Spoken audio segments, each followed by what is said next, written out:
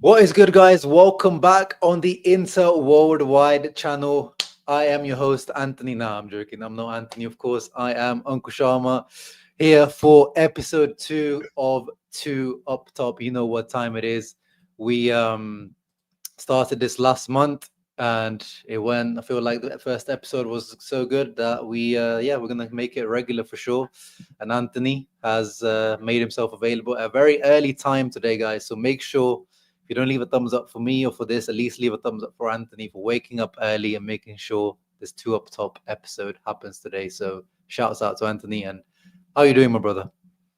I'm blessed, bro. I've only been awake for like 47 minutes and 3 living beings have already made me smile and laugh. My wife, Vince, and yourself. So I can't complain about that. It's early here, but it's nothing compared to how early this Derby d'Italia is. And to be honest, I think it's worked in my favor emotionally. Look at me. Listen to me. I'm not 20 hours before a Derby d'Italia, Anthony, that I should be, especially not one that's going to Turin, that's for sure. But I'm very, very much looking forward to speaking to you all about it with you and communicating with people in the chat. And it's good to see you, brother. How you doing? Yeah, I'm good, man. Yeah, same as you. It's like it's the derby that I hate the most and it gets me the most nervous. But yeah, because it's so early, I'm still struggling just the same as you to kind of really get amped up for it at the moment.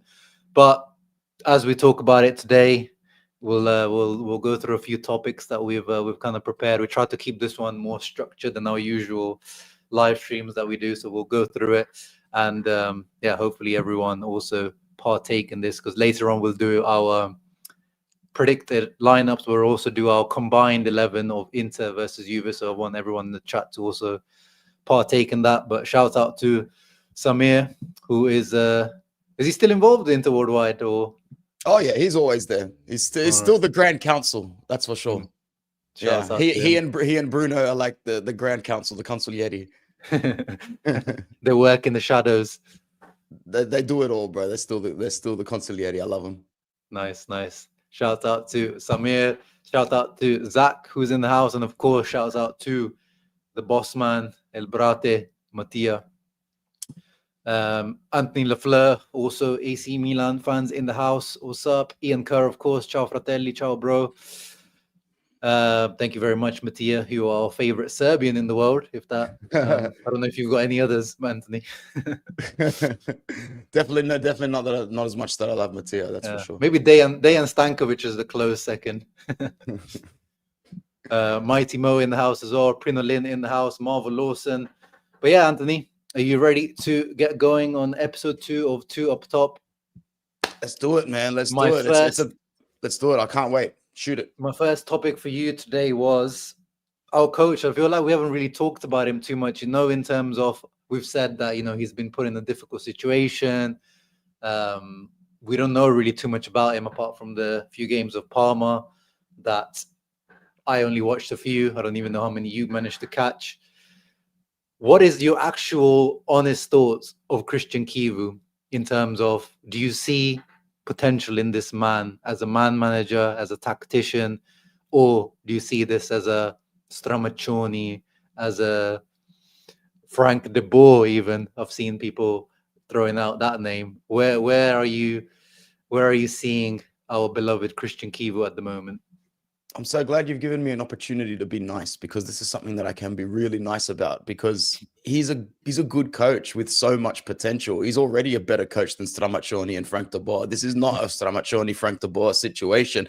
This is just a really... Hey, did you see the quote that came out this week from Zerdan Shaqiri that, so I didn't realize it, but I was thrust into the most talentless Inter team of all time. So it was kind of his way of saying, like, guys, I wanted to be here. I wanted to do more, but, shit go, man, shit go. Yeah. This is like the managerial equivalent of that. Maybe obviously to a more extent. Christian Kivu's got some of our blood, some of our DNA in his Romanian DNA. But honestly, it's just really bad timing for Kivu, because every result is going to be scrutinized. We should be sitting here today. You know what we should be sitting here saying, and this is not usually in my patois of speech. This should be a free hit for Christian Kivu. This should be his first big derby. He should be allowed to go out there, experiment, lose the game 2-1, lose the game 3-2, lose the game 3-1 after playing some really good football. And we should be able to walk away going from that going, it's early. Even if the result's bad, bun it, we'll move on from this. We're not going to let match day 3 in Turin dictate this guy. But guess what? That's exactly what we're fucking going to do. I know it. I know it. I know it, because we dropped those points against Udinese. And if we didn't drop those points against Udinese, I'd be sitting here going, Sharma, I don't care about this derby for the first time in my life, because I just can't bring myself to have an expectation. We got 6 out of 6 points. We don't need it. But now we need it. Now we need it. And that's really, really daunting to me, man. And I really don't know how I'm going to be able to watch it at 2 a.m. Maybe I'll sleep through it, but to walk away with a point here would be great for Kivu. My thoughts on him till now are that he's doing the best he can with the mentality that he's got. I don't think I've ever seen a coach have to come into Inter and drag the mentality as far down, back up as it is now, because all the context is respective to expectations where you are at the time. The previous managers to come into Inter to generate a building block or a starting period had not the equivalent of what Mourinho said, football heritage, but a little bit more, just a little bit more to work with, I feel. Not even talent-wise. I feel like expectation-wise, when other managers came in, we were already being dragged through the mud. Nobody was expecting them to come and keep it at a top-tier level. We as fans, we as a club are desperate to keep our seat at this current table, this current seat of this European elite, where we know we're not going to sit in Real Madrid's chair. We know we're not going to sit in that Champions League winners' chair probably for another few decades. We missed our boat. We just missed our boat. But at the same time, it doesn't mean we can't sit there year after year, quarterfinal after quarterfinal, round of 16 after semi-final, one Scudetto here, one runner-up spot here. We need to stay up top. We need to stay up top, man. Christian Kivu deserves a chance to get us back up top. Zio, what's going to happen if he doesn't walk out of Turin with a point? What are the fans going to do? What's the club going to do? Are they going to make him a scapegoat this early? I hope not. But 3 points out of 9 for Kivu at this point will look shit. Yeah. Like Mattia said, it's the optics. And you know how it is, like Gazzetta, Corriere, all these media, all the outlets are already going to start, not going to say that he's already, under risk or being going to get sacked. But those murmurings, the rumors are going to start like, oh, Inter have contacted so-and-so, oh, De Zerbi is not happy in Marseille, Inter wanted, I can just see it already in the air. That type. And Mourinho, speaking of Mourinho, he's available right now. Oh, shit. Yeah, I don't know. From one group of players with their mentality in the gutter to the manager with the mentality in the gutter, I can only see it doing great things. But I can see that, bro. On Twitter, if we lose tomorrow, I can already see the posts of bring Jose in, which I'll be real. I'm not even against. I'm not even against. You know what would be mad if Kivu just dropped to assistant manager or something, and we brought Jose in. That would probably be the best situation for everybody. That would be the proper cuck moment for Kivu, man. Can't do that. Bro. just with this fake smile to the camera, because he is an alpha dude, man. He's a proper staunch dude. Just because his coaching resume makes him look like a small dude, don't think for one second that he's a rollover, standover sort of guy. So you'd be right. He'd be there in the background with a smile, like. Isn't that what happened to Van Nistelrooy at Man United? I think they said that they were going to offer him that spot under Ruben Amorim, but that was just a headline because Amorim the next day was like, "No, I have my own staff." Like, I'm coming from Portugal, bro. What you think? I'm not going to bring my own squad with me. So yeah. That was and funny. then he did awful at Leicester City here as well. So that was yeah. I thought I was going to see you walking around with some classic 2001 Van Nistelrooy United kits. I've got a couple if you want. I can send you one if he ever comes back. He only managed like 6. Yeah, I wouldn't mind. He only managed like 6 or 7 games, didn't he? Yeah. Because he was like, I think he lost pretty much all of them apart from a couple of them. So yeah. But anyway, going back to Kivu, bro. So you are quite confident in terms of his ability by the sounds of it. What about what he's trying to do, what he says he wants to do with this Inter team, where he says, we've got certainties. These guys know how to play with eyes closed because that's what they've been doing for the last 4 years with the 3-5-2. But what about this kind of higher line of defense, higher press that he wants to do? What do you make of that? Because I don't feel like the board, the owners have given him the players to try and do this really. No, the board hasn't given him anything. Mm. Absolutely nothing. And yeah, that's a problem. That's a problem because when we get to the predicted lineups, we'll probably be able to see that, it's the same lineup as last season, bar maybe 1, 2 if we're lucky, speaking of Akanji. Yeah. But no, he has not been given the tools to succeed. So to get what you said before, I like the way you put it, playing with your eyes closed. I haven't really heard anybody put it like that before. And that's what it felt like last season, playing with your eyes closed. And yeah, you might win more games than not, but it kind of made us suffer towards the back end of last season. I have absolutely no doubt in my mind that this group of players needs a fresh shake-up of tactics and technical play as well. You can't just play the same system over and over again because you're just going to suffer longevity-wise as a squad and on an individual level. I mean, we've seen how some players perform on international duty when they're asked to step out of line. I just think that these players are definitely good enough and talented enough to experiment a little bit more. I would have loved to see this team play a 4-3-3 at one point, but then again, you need the personnel to do that. And when you put all your tools in a Lookman basket and you think, oh, this 4-3-3 might actually be a possibility, or a 3-4-3 as well, and then it just falls through the ass, and you're left with the sort of team and lineup that you look at man for man, squad for squad, bench player for bench player, and go, it's a 3-5-2 squad on paper, on bench, on pitch. What's he supposed to do now? What do you think about it? Yeah, no, there's nothing he can do. So I feel like he shouldn't even try to really change too much, to be honest, because I feel like it's a risk with these players to try and change anything. I think the only thing he can try and change is players. Yeah, try to push some players from the starting 11 out to give that bit of hunger and bit of energy, bit of youthfulness that we've added to the team. Even if, as you said, maybe we might lose some games, we might see some growing pains of these younger players, but something needs to change. Like, we can't go for the same exact lineup, style of play, everything for like the 5th year in a row. Yeah, I agree. The fan base, I can just feel it. Like, it's not just you, it's not just me. Like, the whole fan base, it feels a bit flat at the moment. And of course, the Curva Nord thing as well in the stadium, it's nowhere near as there's just there's something not feeling quite right at the moment with Inter. Hey Stanislav, hope you're doing well. But okay, that's pretty good. So you're pretty positive on Kivu in general. I'm pretty. I just like Ian's saying, man. It makes no sense to even think about scapegoating him because he's been set up to fail. Anything that he can do better than failure will be a success for me, an achievement, an accomplishment. As someone who was the biggest fan of Pepe for a long time. This job as well, bro. Like, the cojones on him to take this job. Like, this was a real tough job to take. That's what he's done. He's stepped in to help the club, like Ian said, because Pepe and Inter can now pull at the heartstrings of a coach that knows it's good for. Not only is it amazing for his career, but it's like chasing the girl, isn't it? If this is him chasing the girl, he gets an early shot at the girl. So maybe it'll work. Maybe it'll be a love story that lasts a long time.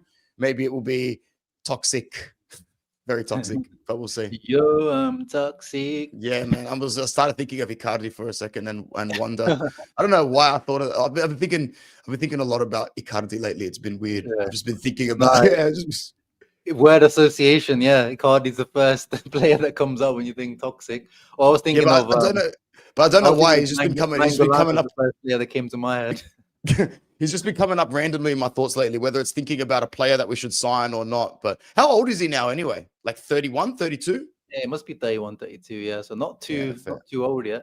But he had an ACL last year, so I feel like yeah. And he's looking. I don't know if you've seen a picture of him. He's looking a bit.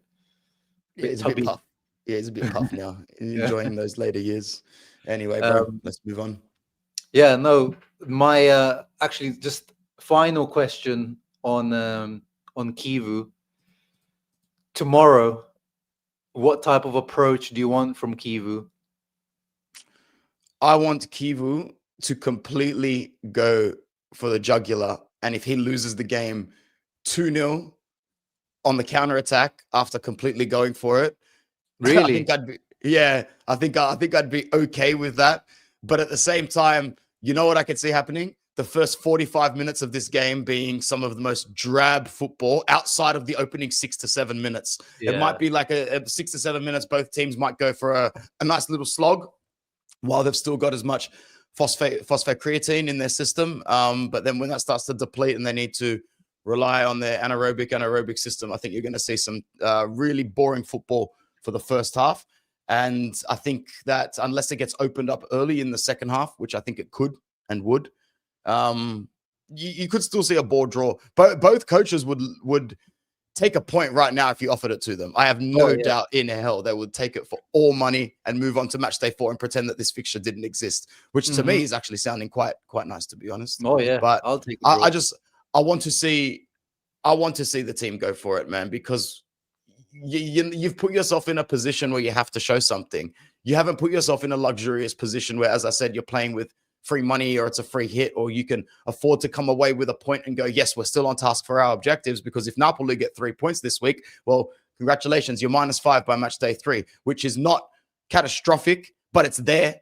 It exists. You're -5 on match day 3. Those are the facts. Those are the numbers. Fans like me will start shouting stuff like that.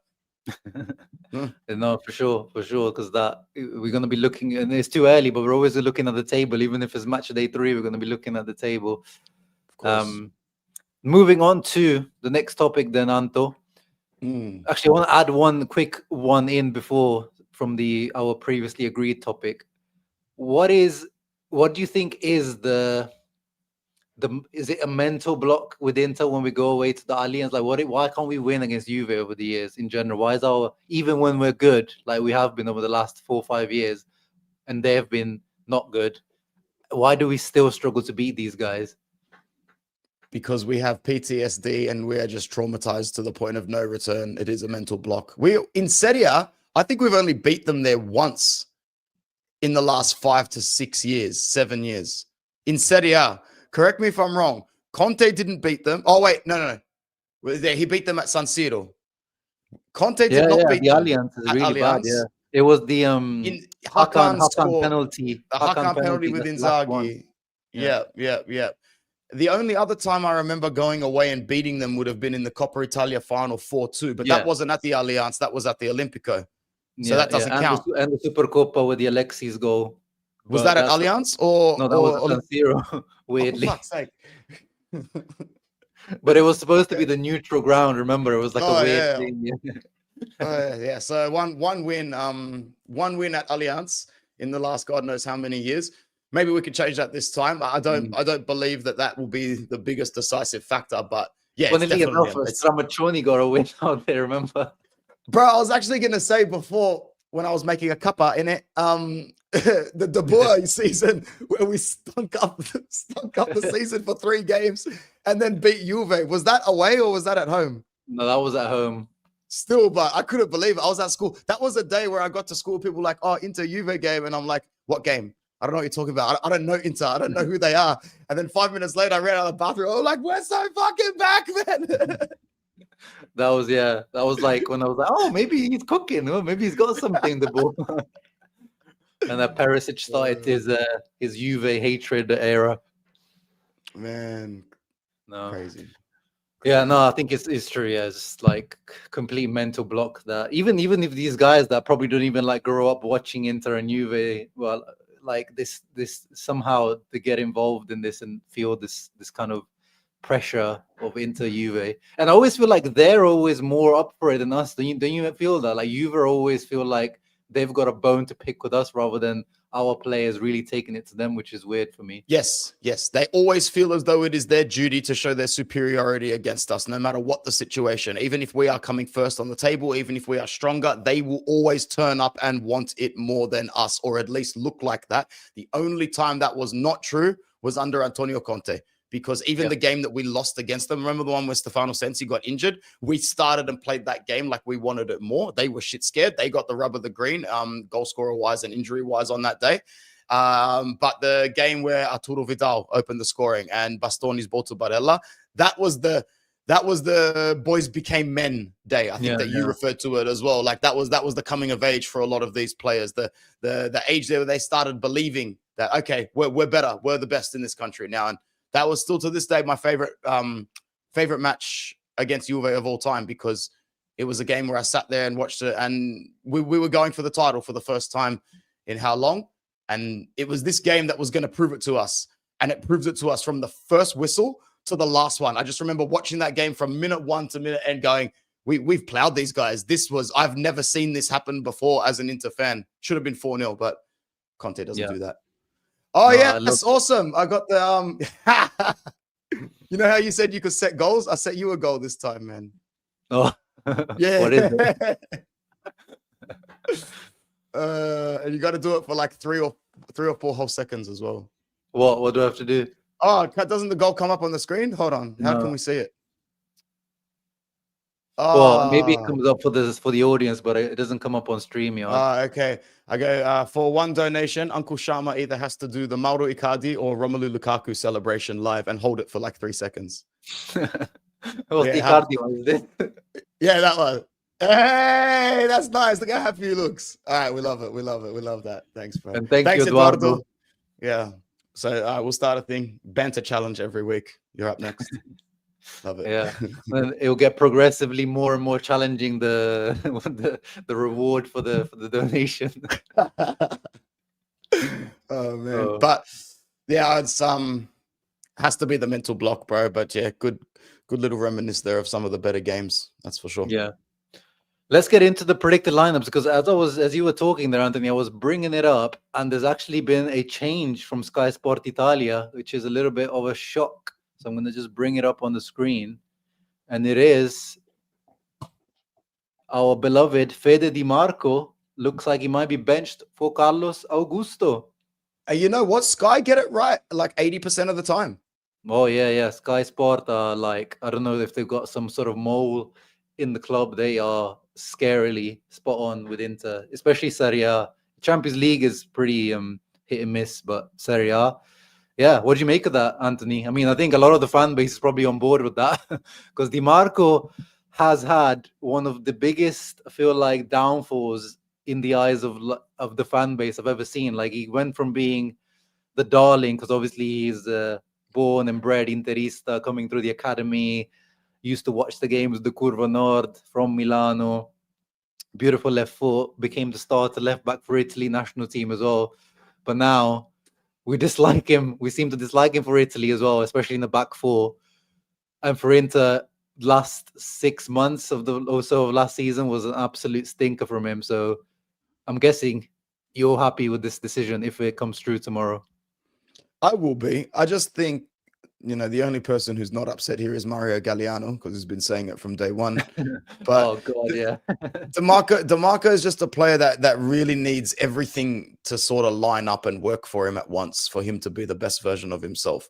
Mentally, tactically, the right manager, the right mental state of his teammates. I don't think on his own he's ever been a baller or a technically gifted footballer. One thing that he was amazing in was when it was at the peak of our system under Inzaghi, with Bastoni there behind him. He had the luxury, man. He did have a tactical luxury on that left-hand side. I think that very few players do. I'm just happy to see him get dropped, because a lot of these players do need to get dropped in order for them to rediscover their value and their best form. It happens in every sport in the world. Sometimes you just need a little bit of a rotating reality check. It used to happen a lot more when we grew up watching football. There were world-class players sitting on the bench of a lot of elite clubs that were ready to step in. And if you had a bad game, the assistant coach would walk to the dressing room, give you a bit of a slap and go, son, you'll be back in the starting 11 in no time, I'm sure. But that basically meant you're getting dropped. There was no, okay, I will go back to the locker room, check my 74 million followers. If I'm single, I've also got the choice of 740 baddies that I can go and see tonight in any hotel room in the city. It is not exactly it's not exactly the most important thing to me in the world to make sure I'm at my world-class best for my job, week in, week out, training in, training out.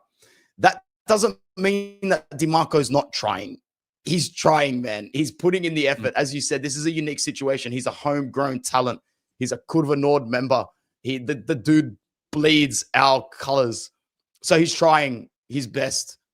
But sometimes trying just isn't good enough, bro. Hard work doesn't beat talent if the talent around you works harder. There's that's the reverse version of that work harder quote. But Federico DiMarco just doesn't have the talent. That's why he needs to be projected a little bit more by the system, by his teammates, by everything around him going well. He's a momentum sort of player. Yeah. No, he's not physically, athletically blessed by the Lord, unfortunately, but he was given a beautiful left foot, which, he needs to make sure to get the most out of that left foot these days if he wants to get back to form. But yeah, for tomorrow, I'm happy with this decision. As Ian said, like Augusto's way more defensively solid, athletically as well. I think he can give us a bit more on the counter attack. Yeah, I'm very happy with that decision if it comes true.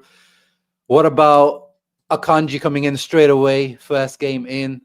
Are you on board with that? I am. 100%. We need to play our best players. And he's coming in as the replacement for the starting right centre back.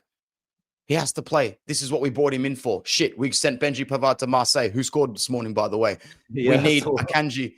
Bruv, why does this happen to us every single time? Anyway. The guy took 2 years to score for us, and he goes there and he scores on his first game. Exactly right, bro, because the first goal that because he scored 2 goals for us, didn't he? But the first goal wasn't really his goal. He scored the one. Yeah, because the first goal he scored, it was like it nicked his jersey or torso against Juve. Remember the phantom cross that came in? That's the own goal. Yeah. Yeah, that's the one. So yeah, technically he only scored the 1 goal. It was against Bayern, wasn't it? Yeah. He's just a petty guy. He's such a petty guy. When he left Bayern, he made it tough for them. But love is blind, right? When you're the one with the girl coming to you, you're like, nah. They won't do me like that. I'm built different. Who is this Bayern München you speak of? Never heard of her. Never heard of her in my life. Akanji's got to start, bro, for sure. For sure. We need to start our best players. He's our best man in that position. And you watch Premier League. Oh, sorry, I removed you on the stage by mistake. You watch Premier League as well. What are your thoughts on Akanji over the last year or so? Has he lost the beat? The whole Man City sort of team lost the beat under Pep because Pep lost the beat.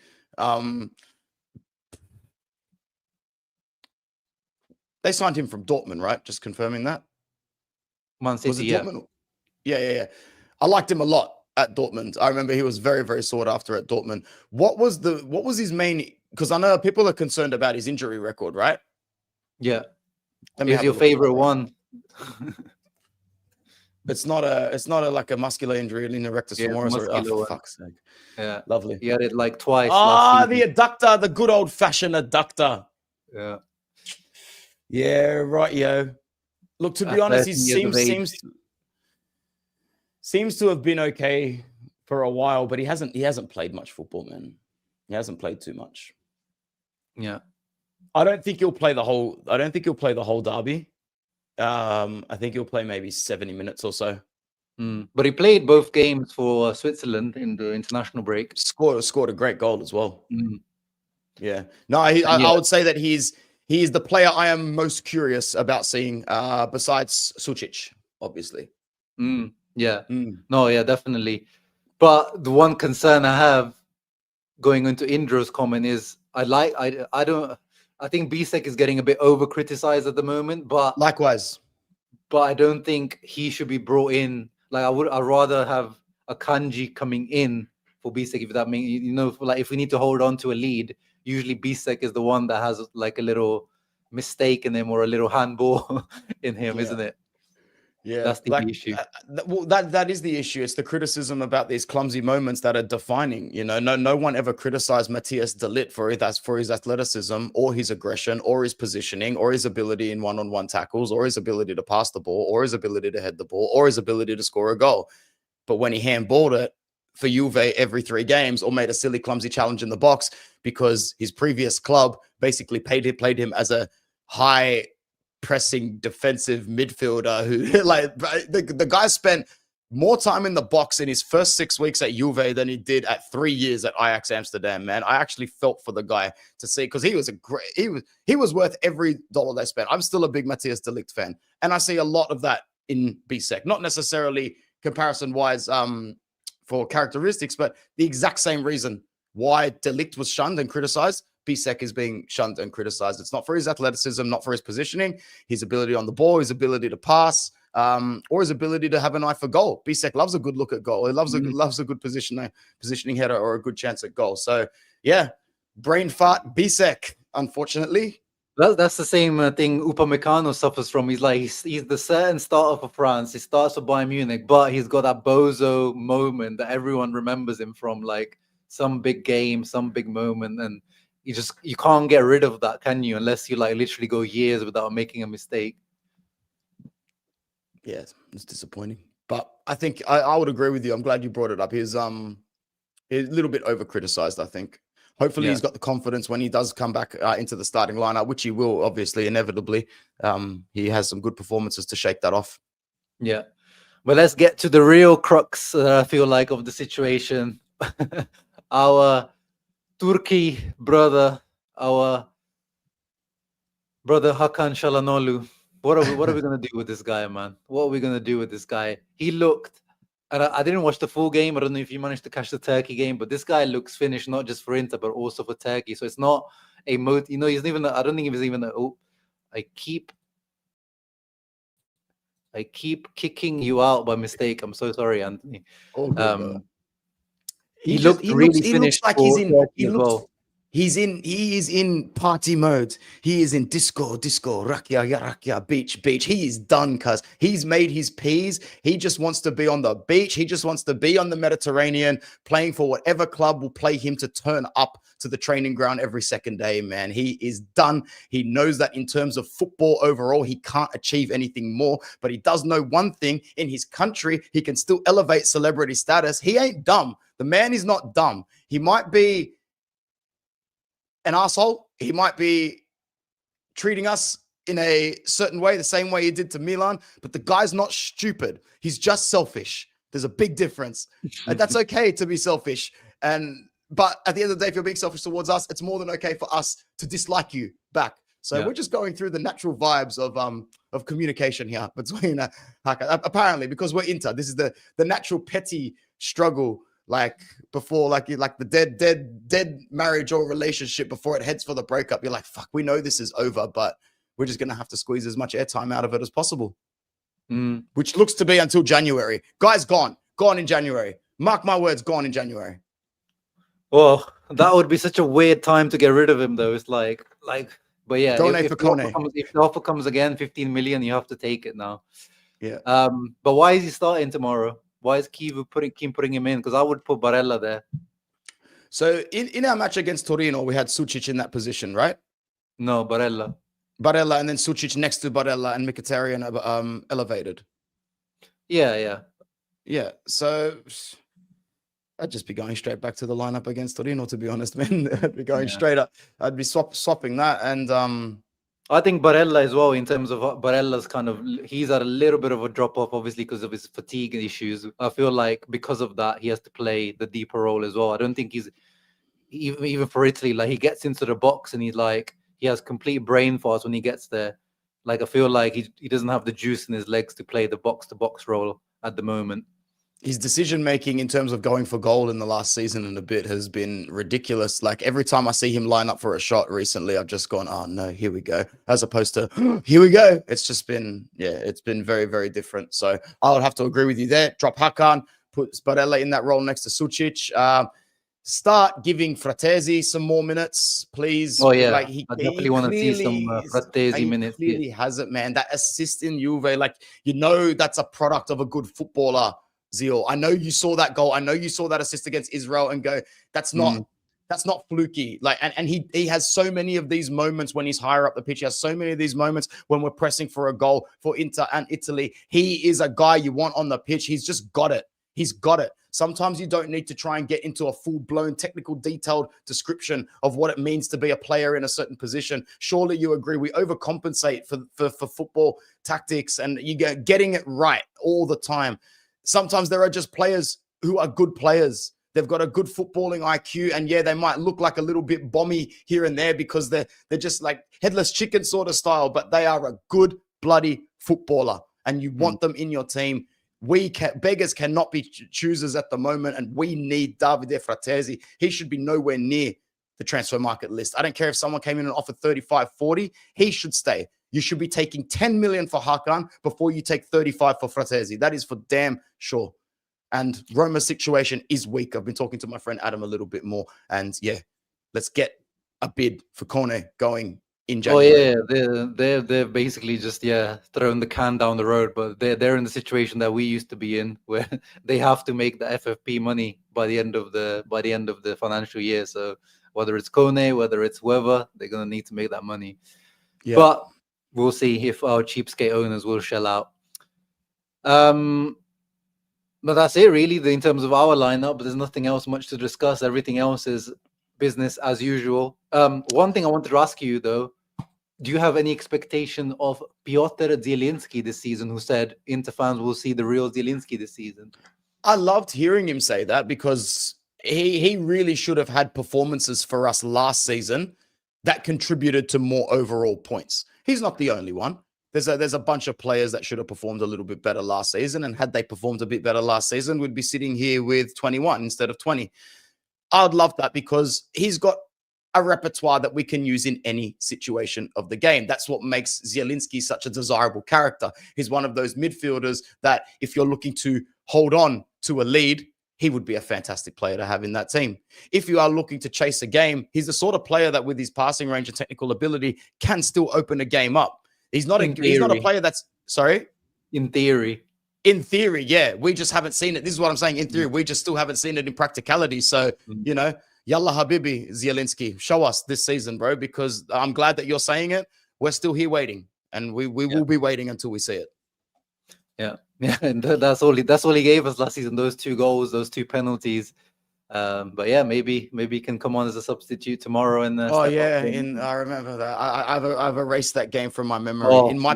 In my pessimistic brain, that was one of the starts of the big downfalls. And people can argue, how can you say that it was so early? I just tell you to shut up, man. I could see it from a mile away. When that 4-4 came, I just looked up at the sky and I just went, why are you forsaking us this season? I can see it coming. Yeah, it's like the Italy game against Israel. At 4-4, I was like, yeah, these guys are not going to the World Cup. But then they got the 5-4, and you're like, oh, okay.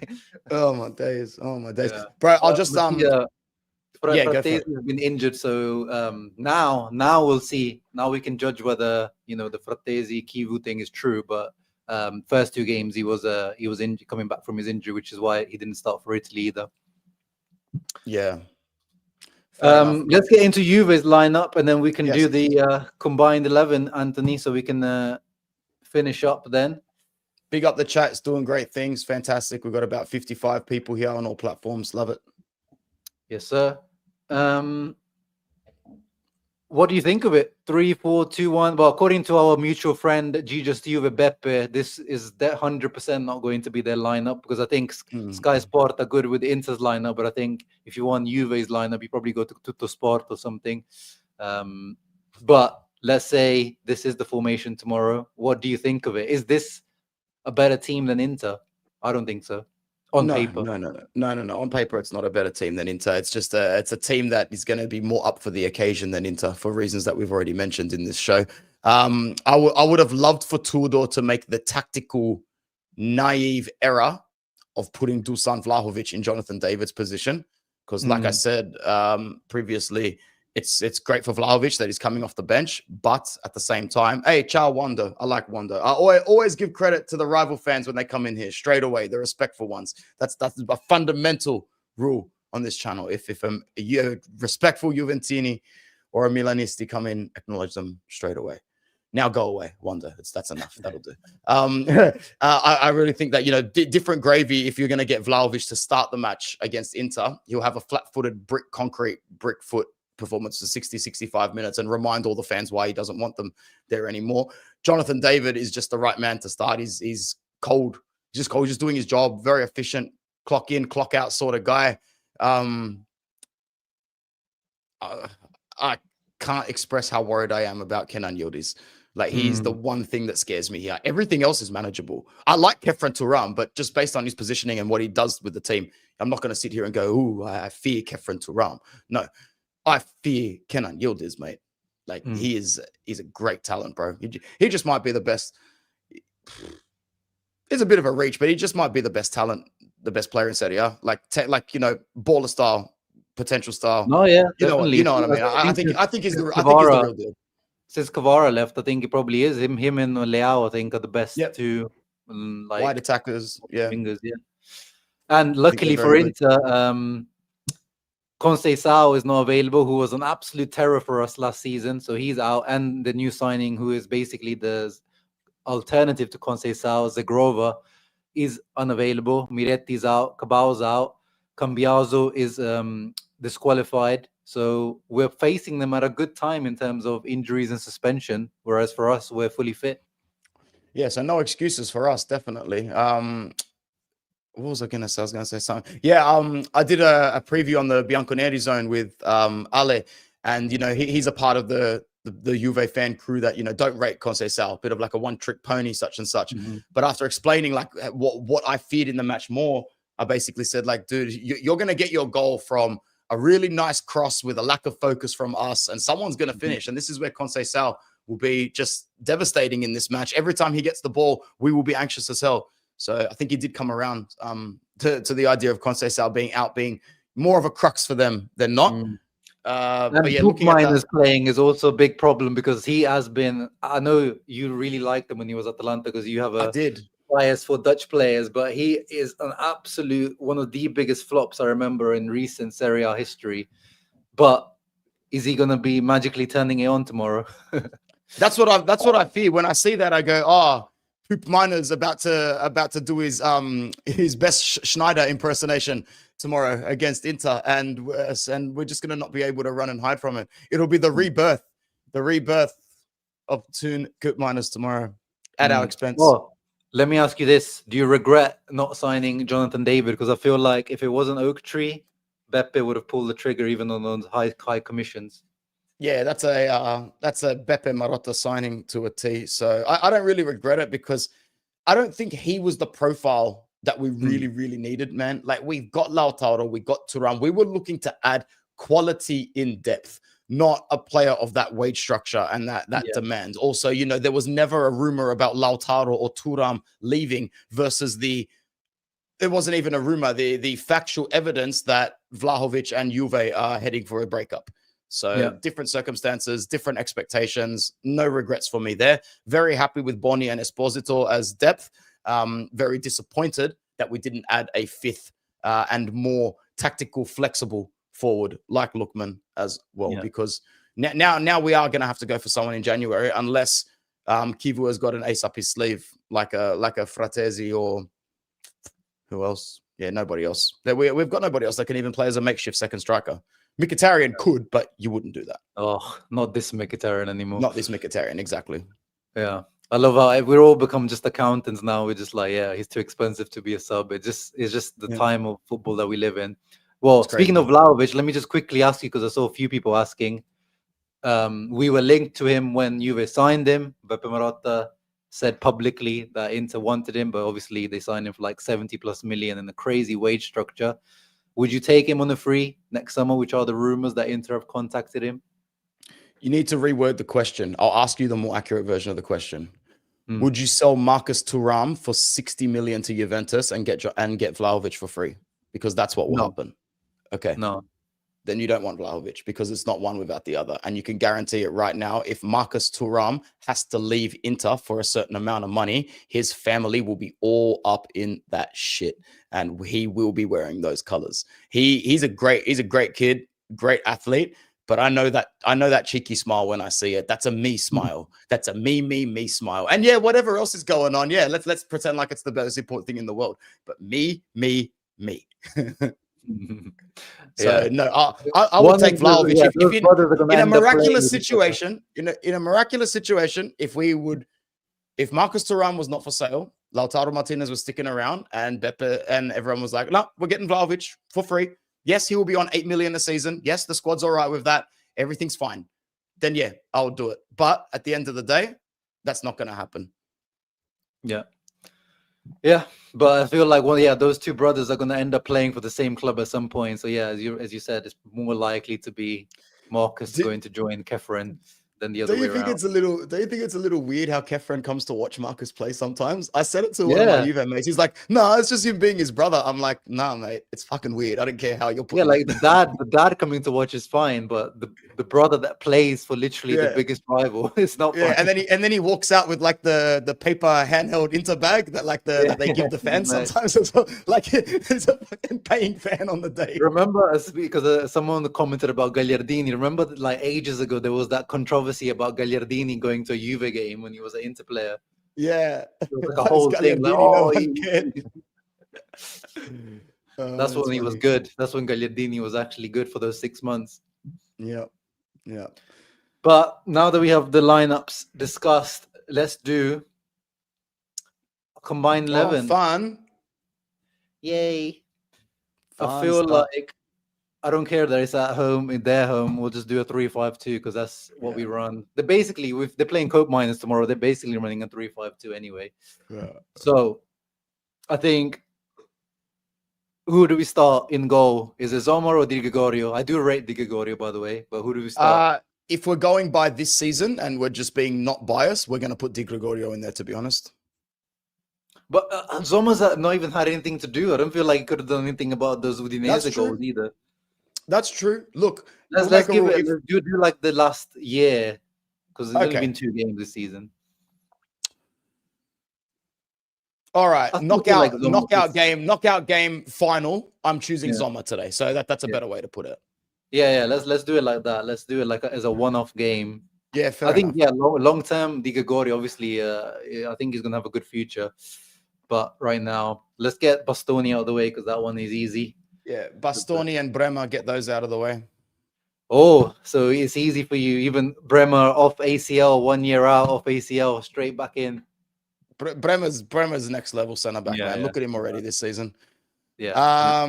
Well, right centre back. Does Akanji fit in, or does Gatti fit in, or does Bistek fit in, or Darmian? Gatti's shit. He's so overrated. Even their own fans know that he's just a passion merchant, man. So I don't think I can bring myself to put Gatti in based on ability wise. And yeah, it has to be Akanji. Yeah. Oh man, what a good line. What a good. That's a good bloody back three, mate. That's a very sexy back three in its prime. Oh, what pain. Now, I think this is going to be the most difficult position. Who plays as the regista? Because normally I would put Hakan with my eyes closed.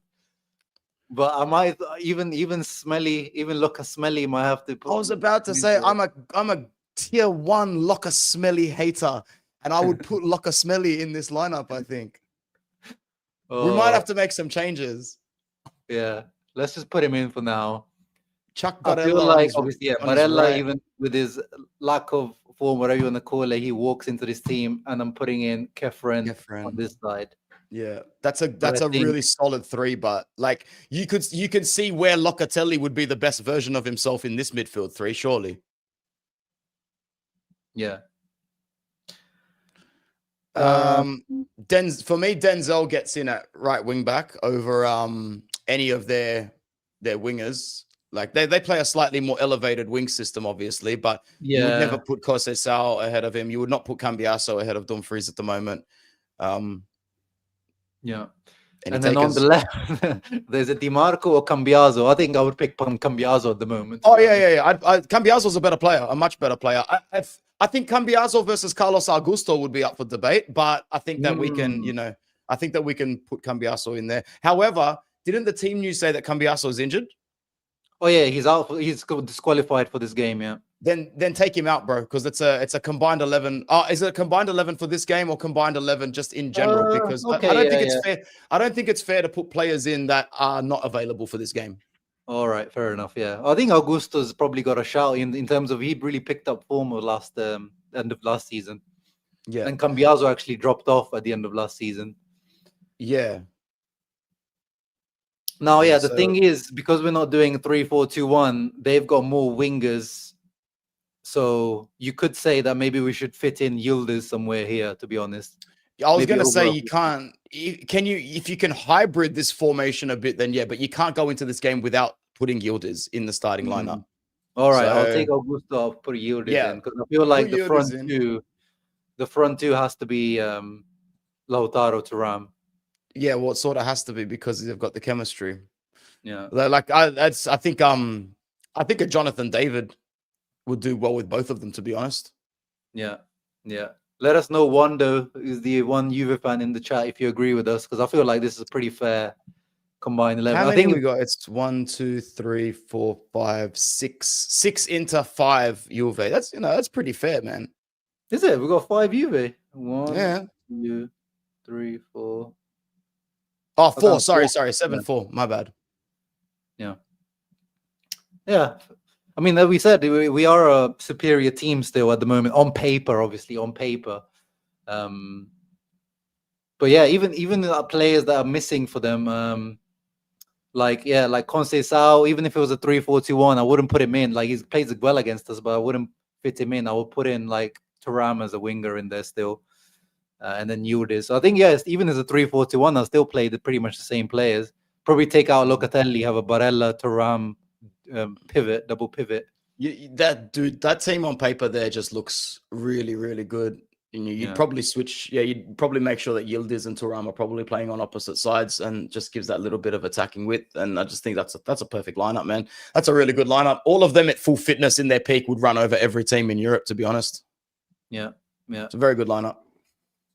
All right, that is our combined 11 for Inter versus Juve versus Inter tomorrow. So you guys comment down below if you're watching this afterwards as well. If you agree, disagree, how would you change that lineup? But yeah, I think that's a very fair combined 11. And now let's finish up, Anto, with preview or the predictions for tomorrow. I've already given mine in my match preview video earlier today, which is a 1-1, both Thuram brothers scoring one each. That was my prediction. So the only winner of the night is Lillian, as he goes home and smiles up at his ceiling and goes, I did it. Yeah. My juice. Yeah, my juice.